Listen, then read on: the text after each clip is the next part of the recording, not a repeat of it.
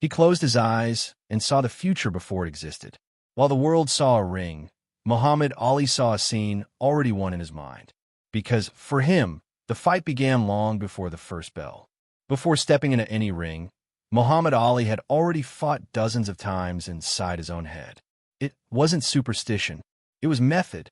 He said that every punch, every movement, every breath had already been practiced silently, within the invisible theater of his mind. While other boxers sweated in the gym, Ali constructed victories in the dark, imagining, with surgical detail, the moment his glove touched his opponent's face. The crowd roared, and he, serene, let his guard down because he knew it had already happened. Muhammad Ali's mental visualization wasn't a psychological trick, it was a weapon. He believed that the body obeys what the mind believes. When he said, "I'm the greatest," it wasn't arrogance, it was mental programming. He convinced himself, every day, that he was invincible. He repeated this until the universe had no choice but to believe it too. But what few knew was that behind his confidence lay a man obsessed with failure. And that's why Ali used visualization not just to win, but to survive. In each mental image, he confronted fear, exhaustion, and a hostile crowd. He saw himself bleeding, falling, and getting up. And only after enduring it all in his head did he allow himself to step into the ring. In this story, you'll understand how Muhammad Ali turned his imagination into a weapon of war. You'll see how he fought battles no one saw coming, and how his mind, more than his fists, made him the greatest fighter in history. It was dawn in Miami. The gym was empty, lit only by the yellow bulbs swinging from the ceiling. Muhammad Ali walked slowly down the center of the ring, the floor creaking beneath his bare feet. The air smelled of leather and old sweat. He didn't say a word. He just breathed deeply, his eyes closed, as if listening to music only he could hear.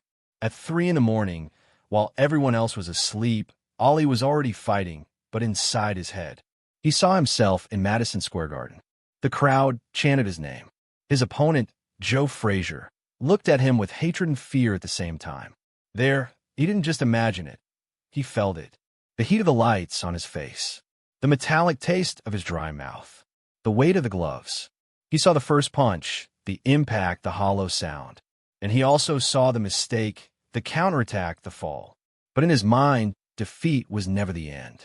He got back up. Always. He trained his own resilience in the invisible field of his mind.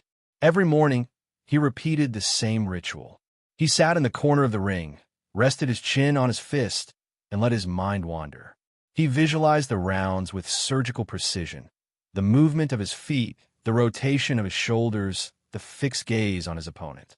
He imagined the taunts, the boos, the sound of the bell. It was an emotional rehearsal, a psychological workout, so intense that his body sweated, even standing still. He said, "If I can see it, I can be it." It was his law. The technicians who watched him stand in silence didn't understand. Some thought he was meditating, others that he was praying. But Ali was writing the future within his own mind. "You have to believe before you can prove," he murmured. And he repeated it quietly, like a mantra. For him, his mind was a mirror. It reflected the outcome he desired to experience. That early morning, Ali visualized something specific. An image so vivid he could almost touch it. He saw the audience standing, the flashbulbs going off, his arm raised in the air. But before that, he saw himself tired, nearly knocked out, kneeling on the ground. He saw the doubt, he saw the fear, he saw his body wanting to give up. And then he saw something bigger, a flame within him, igniting amidst the chaos. That was what he trained for, rebirth, the ability to return, even when everything said it was the end. While other boxers trained muscles, Ali trained destiny. He believed that victory was a state of mind, and that the body merely obeyed the brain's orders. The body is a servant, he said. If the mind believes, the body executes. And with this unshakable faith, he transformed visualization into reality. What no one knew was that, behind the smile and catchphrases, there was a man battling his own demons. The fear of disappointment. The fear of no longer being the champion. The fear of waking up one day and not believing in himself.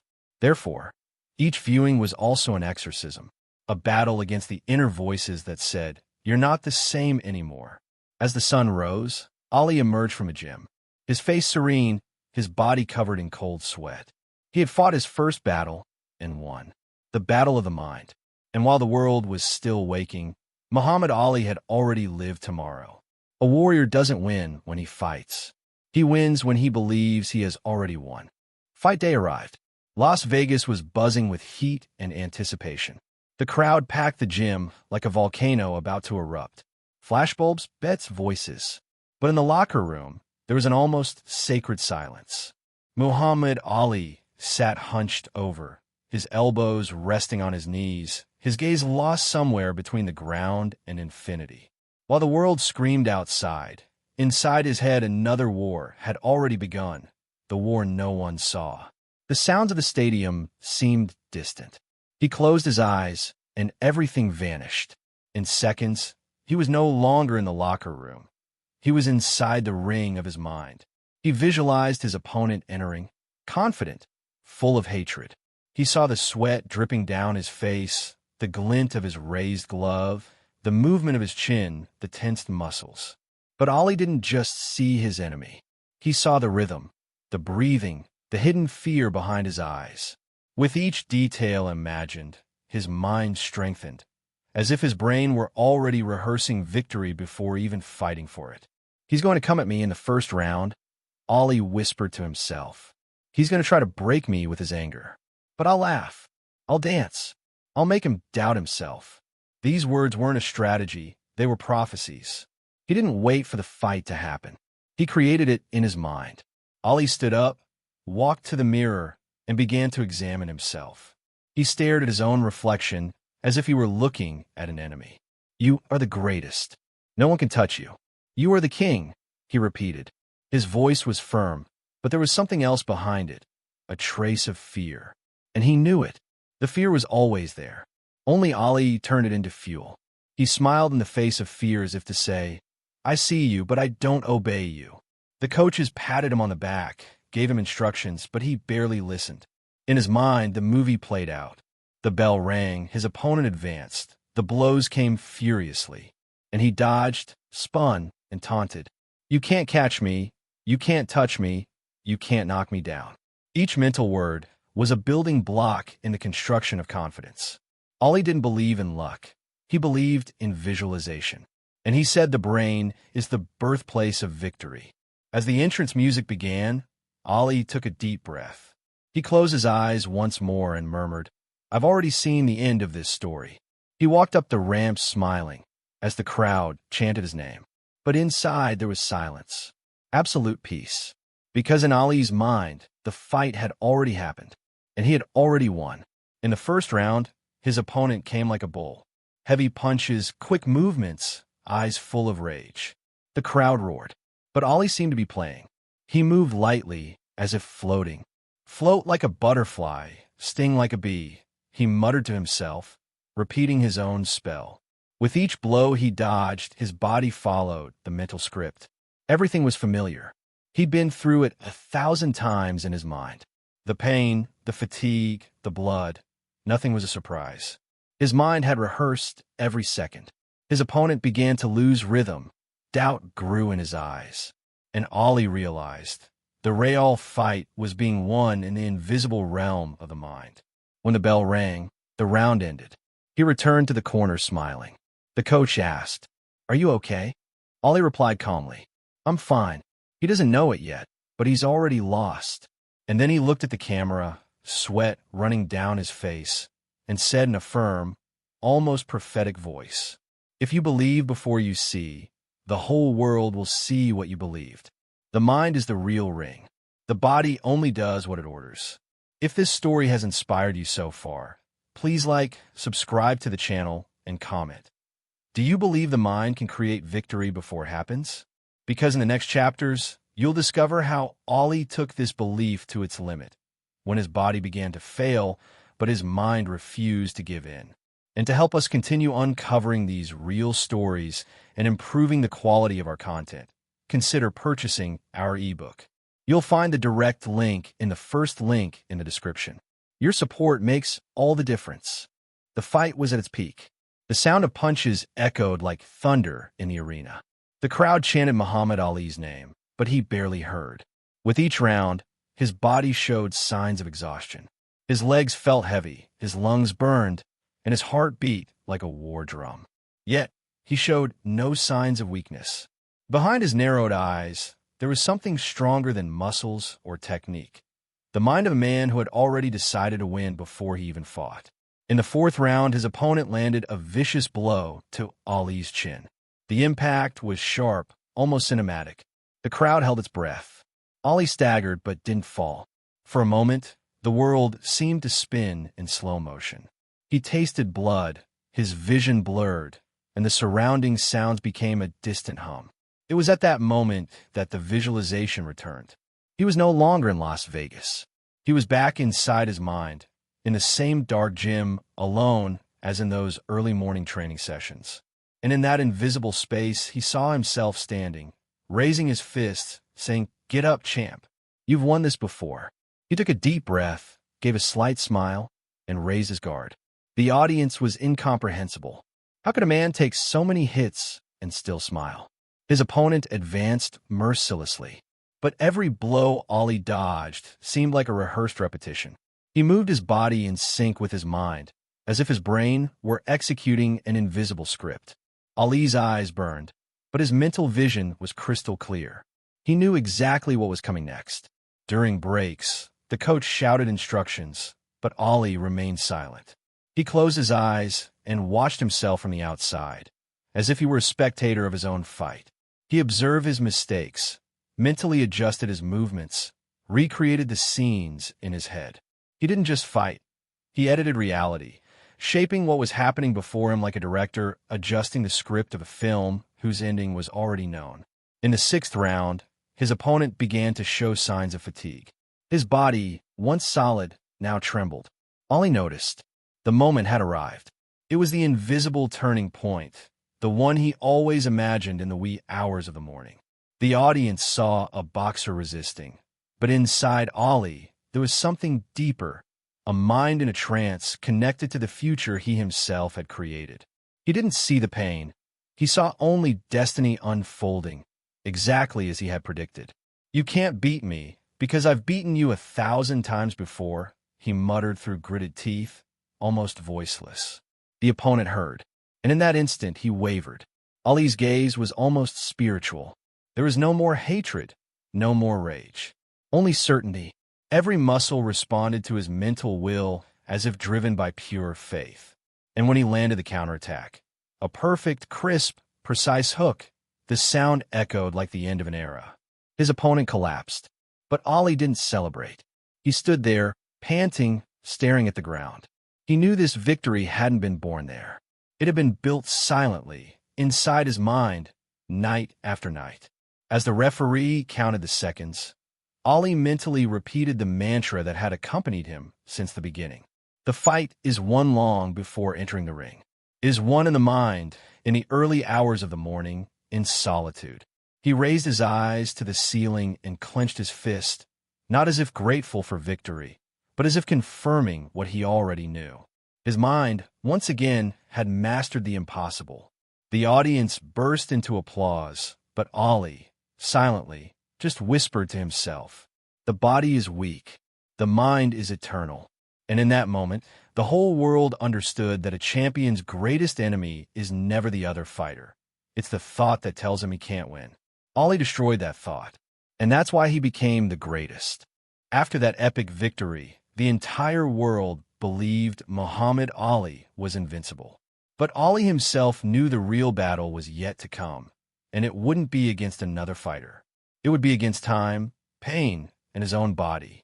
Years of blows, training, and sacrifice began to take their toll. His muscles trembled more than before, his reflexes were no longer as quick, and sometimes the silence of the early morning brought something he was afraid to admit, the fear of not being able to fight anymore. In his room, surrounded by trophies, medals, and yellowed photos, Ali looked in the mirror and saw a different man.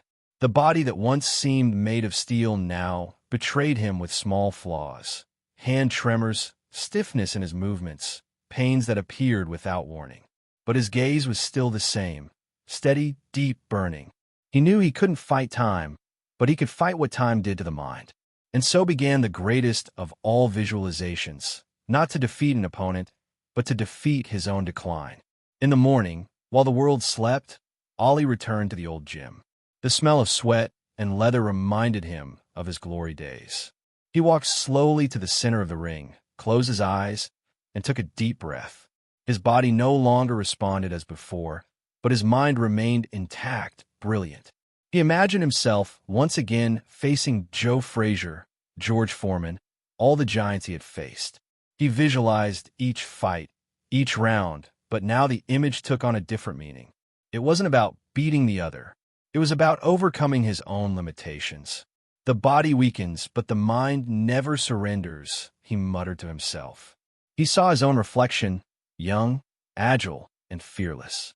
And he smiled because he understood that true power lay not in muscles, but in that which no one could touch, belief. Doctors began warning him about the symptoms. They told him it was time to stop. But Ollie listened silently, and when he was alone, he would close his eyes and say, "They don't understand. I'm still fighting, I've just changed the battlefield." In his mind, he still danced in the ring. He still taunted, still floated. The visualization that had once prepared him for fights now prepared him to endure the pain. He saw himself healthy, strong, smiling. And the more he saw this image, the more the suffering seemed to weaken. His friends noticed something strange. Even when his hands were shaking, Ollie maintained a remarkable calm. "How do you endure all this?" they asked. He replied, "Because I've endured it before in here," and pointed to his head. That was where he returned every time his body failed. On the hardest days, when his body barely obeyed, he would sit quietly and begin the same exercise he always did. He would close his eyes, take a deep breath, and say, "I am strong. I am free. I am the greatest." He would repeat until the pain lost its meaning. It was as if his brain rewrote reality, transforming suffering into resistance. Once, during an interview, he was asked if he was afraid of old age, of losing what he once was. He smiled and replied, "The body is just the clothing the soul wears, and my soul still fights." This phrase spread around the world, but few understood its true meaning. Ollie wasn't talking about religious faith. He was talking about mental power, the gift of seeing beyond pain, of transforming weakness into fuel. Deep down, he knew that time would sap his physical strength. But he also knew that time could never take away his conviction, because the mind, when it truly believes, can deceive even the body. That night, before going to sleep, Ollie looked in the mirror again. His reflection was that of an aged man, but his eyes still shone as brightly as they had in his youth. He closed his eyelids and whispered to himself, "I'm still the champion. I just changed rings." And in that sense was everything Muhammad Ali always was, a warrior of the mind. Because when the body falls, it's the soul that keeps fighting. Pain is temporary. The mind is eternal. And it is in the mind that victory lives forever. The years had passed like silent rounds. Muhammad Ali no longer stepped into the ring, but he still fought, only now against the most powerful enemy of all, time. Parkinson's had taken over his body like a slow shadow, robbing him of his agility, his voice, and even his ability to move. But the glow in his eyes remained the same, intense, steady, unwavering. He still visualized. He still dreamed. He still fought within his own mind. And for him, that was enough. On a calm morning, sitting in the backyard of his Kentucky home, Ollie watched the sun rise. The wind swayed the trees, and he breathed heavily, but he smiled. In his mind, there was no silence, there were crowds. He saw the ring again, heard the crowd roar, smelled the sweat, the metallic taste of the fight. He saw the young Ollie dancing, provoking, defying the impossible. He saw the victories, the defeats, the applause. And amidst it all, he saw something greater, purpose. The certainty that he was born not just to win fights, but to teach the world that the human mind can defeat anything, even destiny itself. In a weak voice, He whispered to a friend who was with him. "People think I lost the fight, but I didn't. I just changed shape." The friend smiled, moved, and asked what he meant by that. Ali replied, with a serene look, "I keep fighting, only now it's inside me." The visualization never stopped. I still see what I want to be. I still believe. Even when words no longer came clearly, Ali continued to communicate with gestures, with his gaze, with his presence. At lectures, when he took the stage, supported by the arms of others, the audience fell into absolute silence. It was as if the entire world stopped to listen to a man who no longer spoke with his mouth, but with his soul.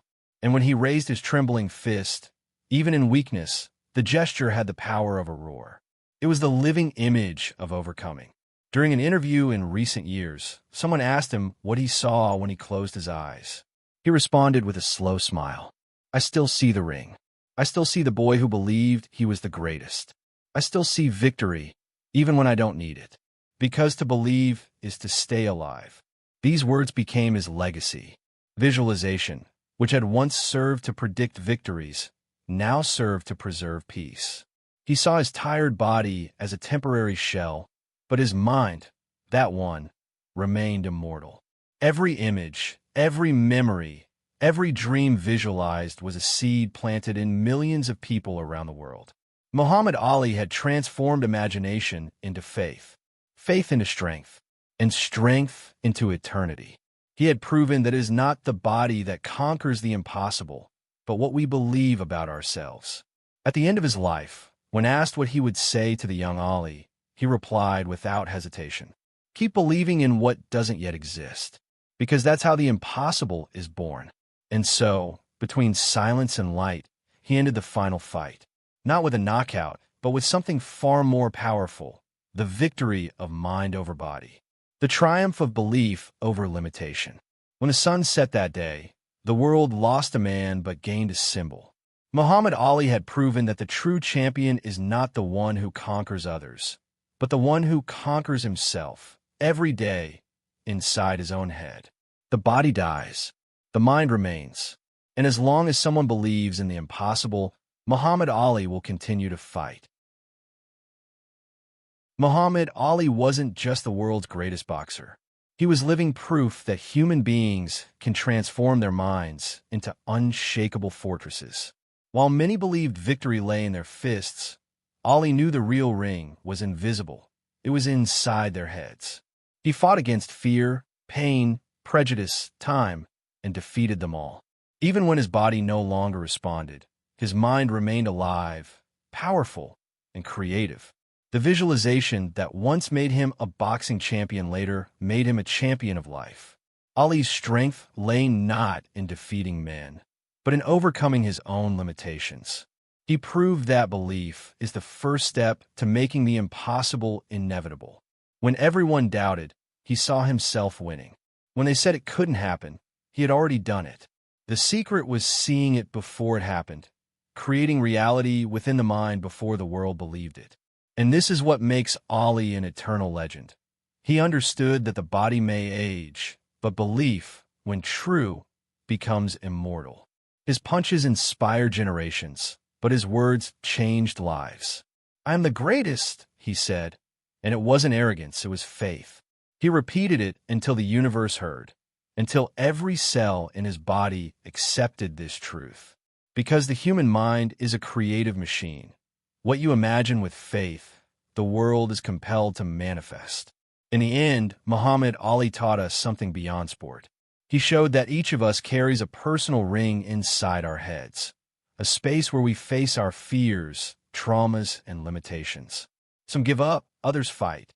Ali fought until the end. And when the body stopped, the mind kept dancing. He didn't die when he fell. He didn't die when he stopped fighting. Muhammad Ali lives on in every person who dares to believe in the invisible, who closes their eyes and sees what doesn't yet exist. He left us a message that resonates to this day. The greatest struggle is believing you can. And that's why, even after the final bell, Muhammad Ali remains standing, not in the ring, but in eternity.